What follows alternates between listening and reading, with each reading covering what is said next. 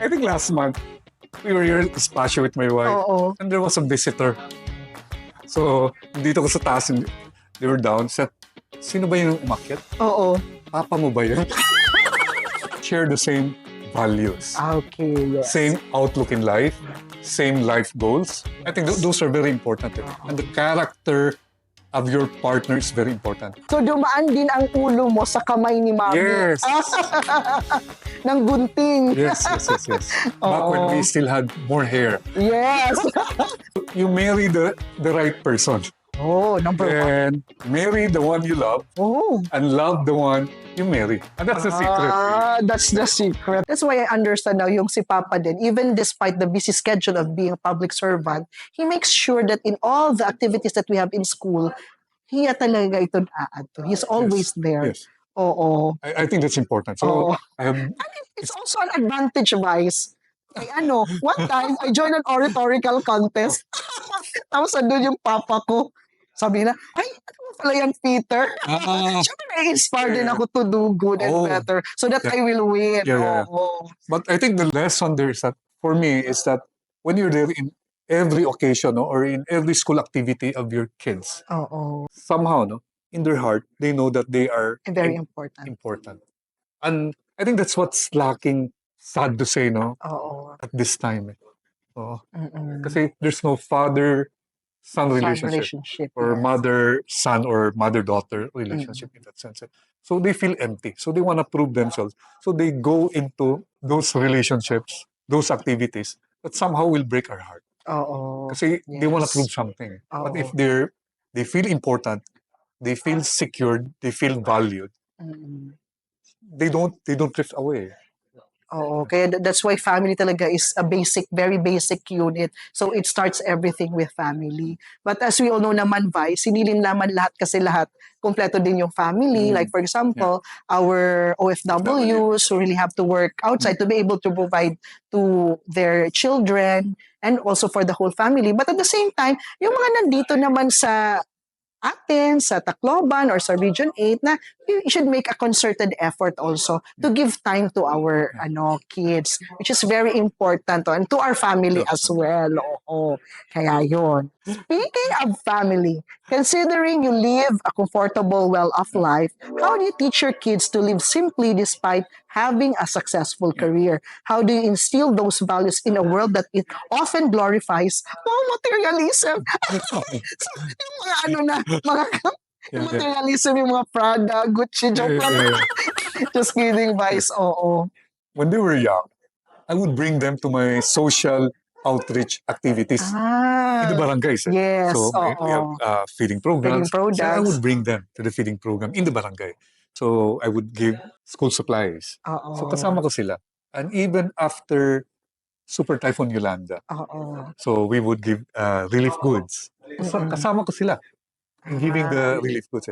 Why? It's important to teach them that while even if you're a victim yourself, yes, it's not an excuse not to help. Yes. The same way that I bring them to the barangays when they were young, to keep them grounded, to make sure that this is reality. And if you are blessed or have been blessed by God, it means that you need to share your blessings. As well. So I think that's what I do. Now they're all grown up. At least I don't see them being materialistic. In fact, they are like me. So when we go travel abroad, nag-thrift shopping kami. In other words, tawag natin, ukay-ukay. So they're not into branded things. So I'm happy about it. That's a good thing. Kasi ako naman, Vice, hindi naman ako lumaking branded. So what my mother and father gives to us, lang, we appreciate everything. So except lang, what we were taught is to work hard. Yeah, work hard. So you have to study. Yung sinabi nila, mag-aral muna bago lumante. So you have to study hard, work hard, earn everything on your own efforts and everything. And John, once in a while, enjoy the fruits of The your fruits labor. of your labor, yes. So, Not splurging. Oo, not too much, hindi excess of what you are earning also. So enough lang that you are also able to enjoy what you earn. Oh, and it's not naman every day. So so you save up also. Like kagaya niyan, Vice, when we travel also, we save up first before we travel. Kasi hindi naman pwedeng travel parati. Pag uwi, wala na pala kaming mga negosyo. True. Very important yun. Yeah. So, it's nice thing also to be thrifty. Oo, yeah. So you have to save up because hindi naman parati lahat sunny days. So during the rainy days, at least you have an extra money na pwedeng ma-shell out. Oo, yun. Kasi yun yung nagiging problem ngayon. Yung mga kabataan, travel lang ng travel. Para po sa social media. Walang ROI, return of investment. dapat din meron. Oo. For men who are just getting married or are thinking about marriage, what's one piece of advice? Ayoko ng one piece. Siguro 3 advice. 3 pieces of advice you'd give them about keeping their wives happy. 3 Probably will say, pieces of advice. I'll see. One is give them attention. Wives would need attention. 2, appreciation. Yes. Then affirmation. Affirmation, appreciation, then attention, right? Oo. The 4th one is very important. Allowance. Yes, para naman may pampa-beauty. So how can you cite examples? Cite examples lang, Vice, kung paano mag-give ng appreciation, affirmation, mga ganon. Parang lang. Affection, oo. I think it's important in a relationship. It's that I've seen the younger ones, kung we're in that stage pa, boyfriend, girlfriend, you give flowers, ano pang binibigay natin sa isa't isa, no? May monthsary, a lot of things. I'm excited to makita. But once you're married, you have roles and responsibilities already. Yes. Yeah. Hindi na excited. How do you keep the spark alive? No? So, make sure that you have date nights. So importante, you have date nights with the wife. Yeah. You also have date nights with your children. Separately, no? Separately.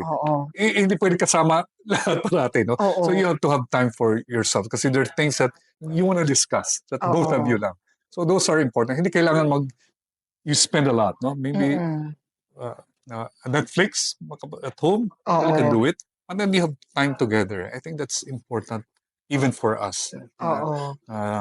Making sure, no, that you keep your wife happy is attention, appreciation, affection, affirmation, and don't forget allowance. So it may not be grandiose. Even simple things can make us happy. Kasi baka isipin nila na yung mga wife happy lang pag grandiose yung things. Pero importante din sa amin, Vice, yung may allowance. Kahit voucher lang, voucher. Pagpaspa or pag-beauty. May tanong tayo sa audience, Vice, have you heard of the word over familiarity? In marriage, di ba somewhere nagiging familiar na. Nawawala yung spark. They call it. Is that true na nawawala? They have this 7-year itch. After 7 years in marriage, people go through crisis. Kasi probably they're so familiar with each other. So that's why it's important for us. It's that to make yourself relevant. No? Hindi pwede na I've seen people that they just stay the same person. Sana hindi ka magbago. Di ba? That's usually sana hindi ka magbago. But then, it's gonna be boring if you will not change. In a way, you always have to change for the better.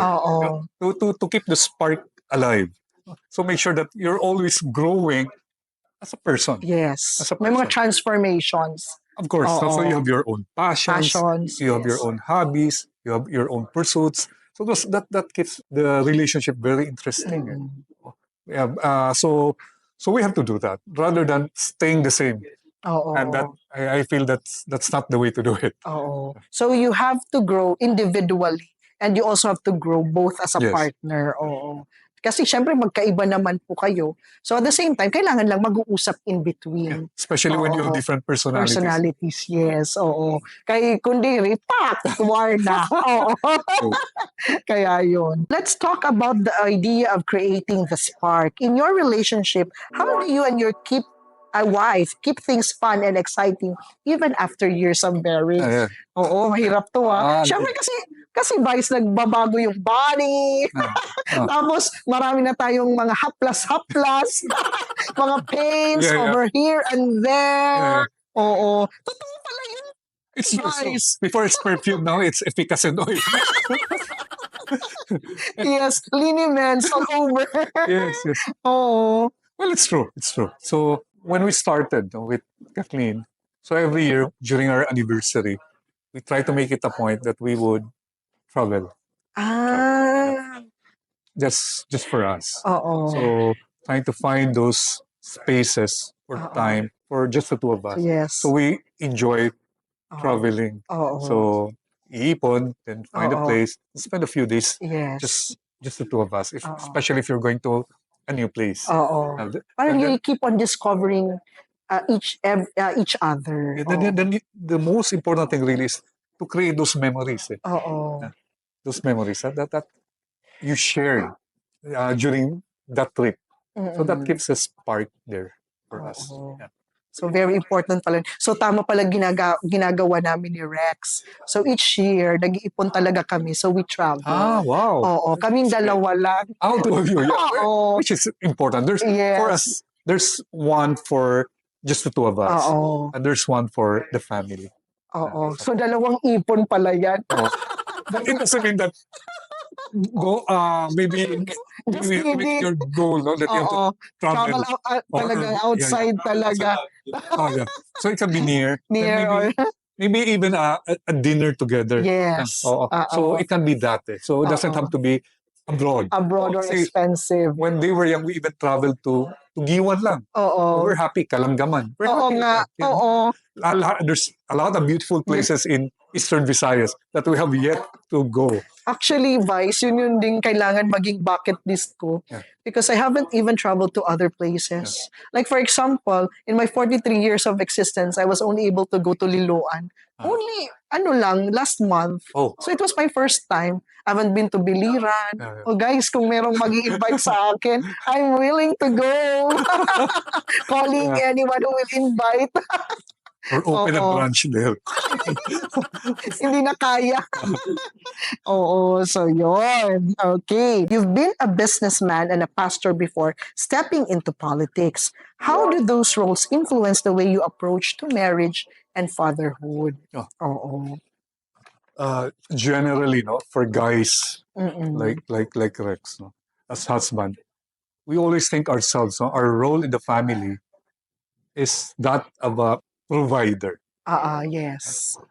But you have to know, for me, being also a pastor, a public servant of that as well, it's important that you're not only a provider in the family, but you have to be a good role model.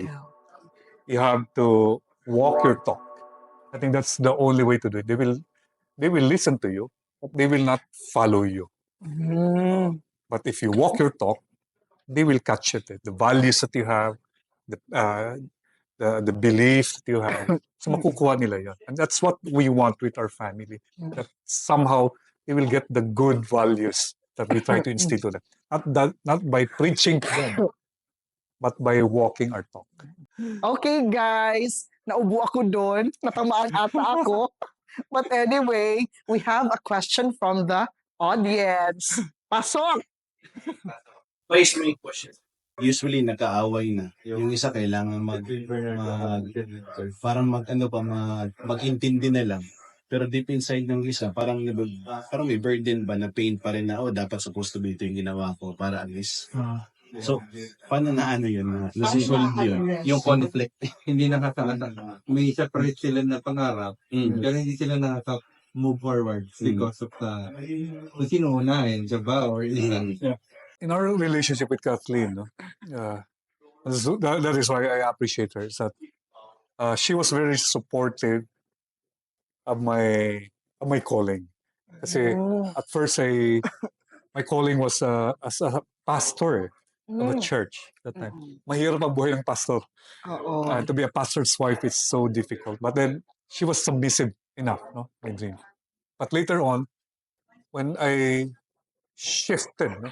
Yung calling ko, naging public servant ako. That's even more difficult. Difficult, yes. And sometimes she has to give up her own dreams to support my dream. Yeah. So someone has to give way. Okay. Yeah. But now that I'm out of politics now, so this is wherein I encourage her. Really, So you support naman her dreams. yeah, her dreams. Example, she's doing a lot of paintings now, artworks. So you have to support her in that way. Yes. So I think it's give and take. It's give and take. Yun yung sasabi ko sana, give and take. But then if both of you have separate dreams and all, and you want to pursue both at the same time, I think that's where conflict will come. Someone has to give. What I'm saying is that sometimes you have to give way for a time, but not really giving it up at all. Kasi aabot din ng panahon din, then it's gonna reverse. And so ikaw naman. And the other partner will support your dreams as well. So parang magti-take a backseat muna yung isa to support the other one. Yeah. Then when okay na yung other one, yung isa naman. In our case, kasi I'm in politics at that time. But then there are also others wherein you both can do it. Yes. You have your own dreams, I have my own dreams. So you have your own business, I have my own business. Pwede naman yun. Pwede naman yun. Pwede. Yeah, you have to talk it out lang. Yes. Like my mom and papa, they have a different talaga. So my mom is into the salon business and then my father into politics. But they were able to work it out. Yeah. So siguro communication talaga is very important at the end of the day. Yes. Okay, with all the success and responsibility you carry, what do you think is the most important lesson you've learned about balancing ambition with being present at home? When I entered politics, this quote was what carried me throughout almost 20 years in public service. I said, no amount of success, whether in business or politics, will ever compensate for failure in the family as a husband and as a father. So, if I have seen a lot of celebrities or leaders, Yes. so in the eyes of the world, they're very, very successful. But when you peek into their family, you see there's a breakup of marriage or a breakdown of family. Families, yes. And I said, I don't want that. I don't want that. If ever it involves my family and marriage now, I'm willing to give up the politics and the business for my family. So I think that kept me grounded all through the years in public service, because I knew that no amount of success will ever compensate for failure in the family. Very nice. But wala na akong masabi. That is really true. That's true. Yeah. It's not worth it. It's not worth it. Success ka nga in the eyes of the public. I have like 55,000 followers at this level. But then, at the back of your family, you're a failure. That's why I post publicly to let know that this is who I am. It's not on public, ito ako. But privately, I'm a different person. Yes. That's true. Kasi what makes you who you are right now is actually your family din. So that's very important. Yes. Kung sino man tayo ngayon, it's because of our family. Yes, and a part of our success, part of my success, is because I have a supportive wife. Yes. Supportive wife, supportive children, a very good support system. So this is my last question, Vice. Lastly, for the young men out there who want to be successful in their careers and in their relationship, hindi naman what's one, three naman, please like some advice you'd give about choosing a partner and building a life together. I've always said, number one is you have to marry the right person. Even Warren Buffett, even John Gokongwei, they said that the most important decision that you'll make in your life is marrying the right person. Actually, oo nga, Vice, like Henry C., Gokongwei, talagang stick to one. Stick to one. Stick to one. Then Walang left turn, right turn. Of course. Straight lang, straight line. Oo. Hindi kasi pag hinaloan mo daw yan ng hindi maganda, talagang hindi rin maganda ang mangyayari sa buhay mo. Paghaluan ng kalokohan. Kaya behind the success of a man is a woman. And behind the failure of a man is another woman. It's another woman. Hindi mo pwede rin behind the success of a woman is a man? The other way around? And this is what I will leave you in this episode. In my 54 years of existence here, and having been married to my wife for almost 25 years, we have learned that a big house, an expensive car, and a great career do not make a happy and successful marriage. It takes love, commitment, trust, mutual respect, honesty, and faith in God. That is what will make a marriage successful, happy, and hopefully it will last a lifetime. So, I love it. Oo. Di ba guys, naghanap tayo ng forever. Kailangan talaga yung 5 na key na yon. Ano yun? Love. Kalimutan ko tuloy. Trust. Respect. Then honesty. Yeah, then faith in God. So yun, dapat meron talaga yun. Parang 5 pillars of self-care yan, Vice. So meron tayong yung physical care, social care, emotional care, spiritual care, as well as, ano pa yung isa, nakalimutan ko tuloy. So meron pa, 5 pillars. So kaya din pala yan, 5 pillars of marriage. So it should be there so that the marriage will last long. And syempre, tayong mga wife, very happy. Yun yung importante. Yeah. Oo. Ano yun? SSS, may security. May, ano ba yun? Stability. And serenity. Vice, importante. What's your skincare routine to make you look younger? One is you do the facial wash, right? Yes. You do the toner. Wow. There's a gel that you put in to make sure that your face will not be oily. So yung anti-aging. And hopefully, I'll be able to visit you soon to keep me young. Vice, may nakalimutan ka na important step that you apply in the morning. Syempre sunscreen. Yeah, sunscreen. Do not forget. But I haven't done that in my life in public service. Hindi pwede mo yun in barangay. But then you have a lot of sunscreen now. But then you look at me. I'm always dark. Yeah. But I think I should be doing that. Huh? Right kind of sleep. Oh, yes. That's so important. How many hours? At least 7. 7 hours. Yeah. And then you watch out for your diet. The diet. Everything is diet. Yeah, so that's the secret pa why young looking pa rin si Vice up until now. Fit. Kaya nga yung pillars of self-care nandun na kay Vice Physical. Nakalimutan ko. Mental, emotional, spiritual, and social. So hopefully I'll always look attractive to my wife. Yeah. Don't worry.